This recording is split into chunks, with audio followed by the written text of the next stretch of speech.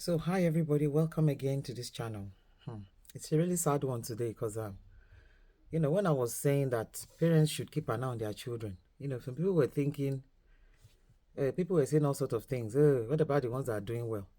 The ones that are doing well, we thank God for them. But it's these ones that are not doing well. That's the reason why I was saying what I was saying.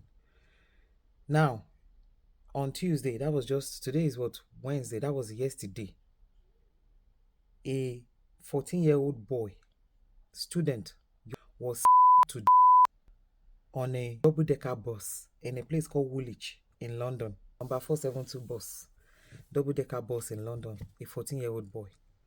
When I heard that attack happened on the bus, it just brought to my memory. These are the things that shaped, when I said what I said about get a go bag to jackpot if your children are showing certain signs. Some people were giving me all sorts of comments, mostly positive anyway. A lot of people are doing well. And most people that are doing well, I can tell you that some of them were intentional about doing well. That's why they are doing well. It happens frequently like that. And people will just say, hey, another boy has been stabbed. And then they will forget, hey, another boy has been stabbed. This is how these young boys turn on themselves. This brought to my memory when I was in London on a particular day. I was just fresh in London, maybe like a year. I was what we call JJC. All of a sudden, there was a boy sat just behind me. Then as the driver was approaching a particular bus stop, a group of boys, they were like 7 of them, they just came to the bus. Then the boy started shouting, driver, don't let them in, they are trouble.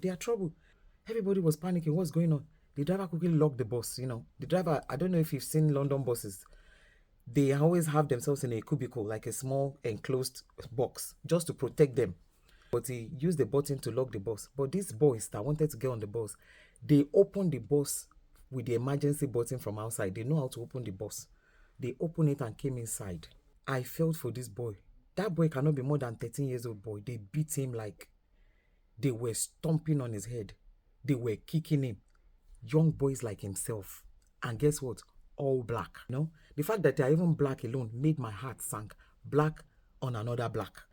They now drag him off the bus.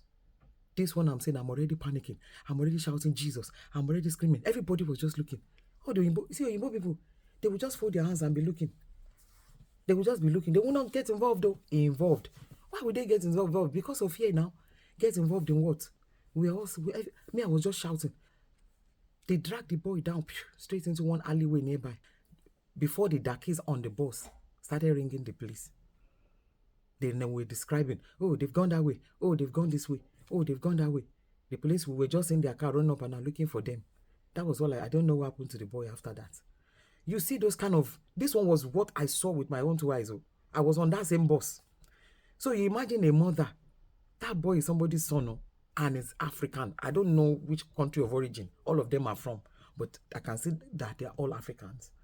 And I know that Nigerians will be among them. And it's sad. That's why I think maybe it was from that moment I actually had that mentality of that emergency. That's why I've been traveling light. Let me put it that way. I travel wherever I need to go because of my children. If I need to go to Nigeria today because of my children, I'm going.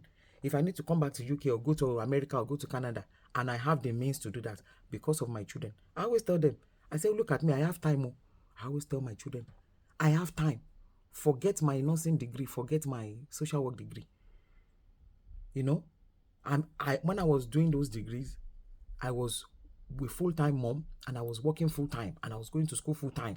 So imagine the way God has blessed me with multitasking capacity. So I told them, they know the kind of mother that they have. I have time.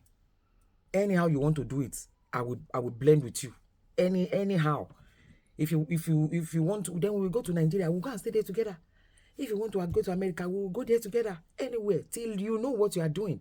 At the end of the day, may we not weep. So you see here, you will be telling them like this, they will just tell you, oh mom, leave me. Oh, I don't want to leave me alone, mom. Or leave me alone, dad. You know what I observed is this. They give, those people that they've given council flats, council housing around that London area, those inside London, central London. Those people, those black people who have council housing there. London is so notorious on its own. Somebody put in the comment section that people should avoid living in London, that there are so many other peaceful places that people can live. And it's true. People are living outside in remote places where you will have peace of mind and raise your children. But the ones living inside London, they don't want to live there because of their council housing. The council housing that they gave them, that they are paying only token for, those houses now worth a lot of money. So maybe their house is now worth £700,000. I make it that as an example. Maybe their house is worth £700,000. And they're not telling the council to rehome them. The council will not give them somewhere, maybe in Birmingham or in Wolverhampton or, somewhere outside, where the houses that they are offering them is like maybe 250,000. They won't want to take it.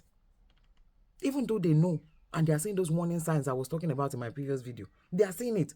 But because of that money, you look at the difference. 700,000. I'm telling you, London houses they are bad. They are expensive.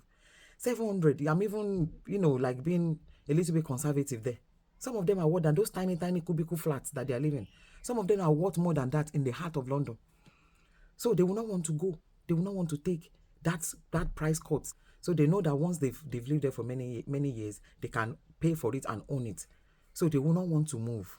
I'm not saying everybody, but some. Because these are facts, I'm telling you, and you that you are there, you know.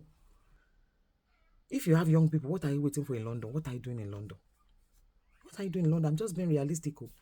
If it's, I beg you, when you are saying that it's getting out of hand, if you don't want to go and relocate to Nigeria, you don't want to go and rest in Nigeria, at least leave the place where there's crime, so that we can stop hearing this news. Relocate away from where there's crime, so that we can stop hearing all this kind of news. It doesn't sit well when we are hearing this one tomorrow, that one another one, like every time.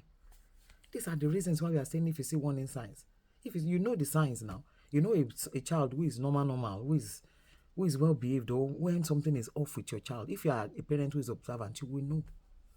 There's no way you won't know, except you are that kind of parent who is just walking, put food on the table and just go. They don't look back. But if you are those kind of parents, you are one of those kind of parents who is observant, you will know when something is not right with your son or your daughter. And I pray for the family that this has happened to, that the Lord will comfort them. May parents receive sense to look after their children and the grace. Thank you. I just wanted to drop this one very quickly. Thank you and have a lovely day. Bye-bye.